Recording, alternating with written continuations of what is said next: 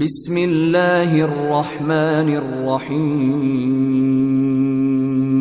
রহমান রহিম আল্লাহ তাআলার নামে। শপথ সেই ফেরেশতাদের যারা নির্মমভাবে অবিশ্বাসীদের আত্মা ছিনিয়ে আনে।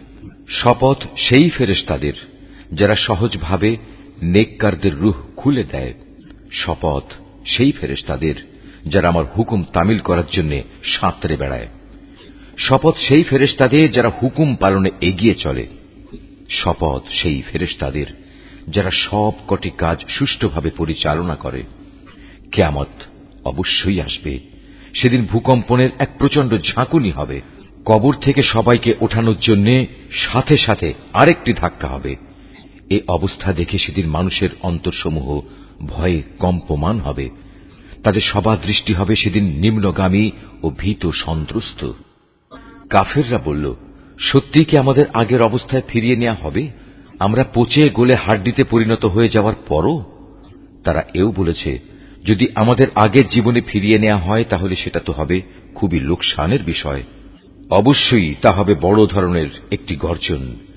এ গর্জন শেষ না হতেই দেখা যাবে তারা কবর থেকে উঠে জমিনের উপর সমবেত হয়ে গেছে। হে নবী, তোমার কাছে কি মুসার কাহিনী পৌঁছেছে?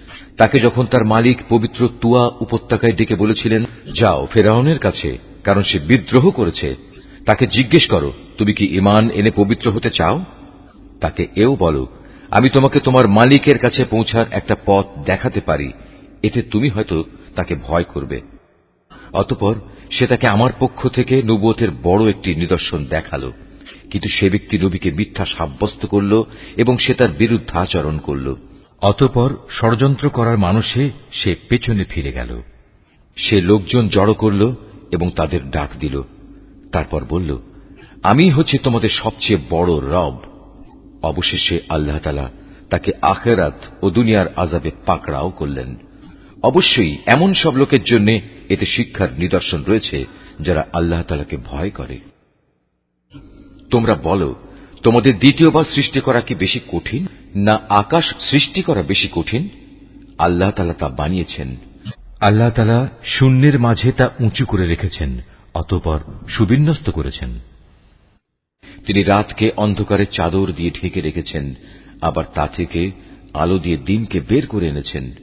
এরপর জমিনকে তিনি বিছানার মতো করে বিছিয়ে দিয়েছেন। তা থেকে তিনি বের করেছেন পানি ও উদ্ভিদ রাজি। তিনি পাহাড় সমূহ জমিনের গায়ে পেরেকের মতো গেড়ে দিয়েছেন তোমাদের জন্য এবং তোমাদের জন্তু জানোয়ারদের উপকারের জন্য। তারপর যখন বড় বিপর্যয় তোমাদের সামনে হাজির হবে, সেদিন মানুষ একে একে সব কিছুই স্মরণ করবে যা সে দুনিয়ায় করে এসেছে। সেদিন সে ব্যক্তি দেখতে পাবে তার জন্য জাহান্নাম খুলে ধরা হবে। অতঃপর যে ব্যক্তি সীমা লঙ্ঘন করেছে এবং পরকালের তুলনায় দুনিয়ার জীবনকেই অগ্রাধিকার দিয়েছে, জাহান্নামই হবে তার একমাত্র আবাসস্থল। আবার যে ব্যক্তি তার মালিকের সামনে দাঁড়ানোর এ দিনকে ভয় করেছে এবং এ ভয়ে নিজের নফসকে কামনা বাসনা থেকে বিরত রেখেছে, অবশ্যই জান্নাত হবে তার ঠিকানা। তারা তোমার কাছে জানতে চায় কিয়ামত কখন সংঘটিত হবে। তুমি তাদের বলে দাও, সে সময়ের কথা বর্ণনা করার সাথে তোমার কি সম্পর্ক, তা তুমি জানবে কি করে?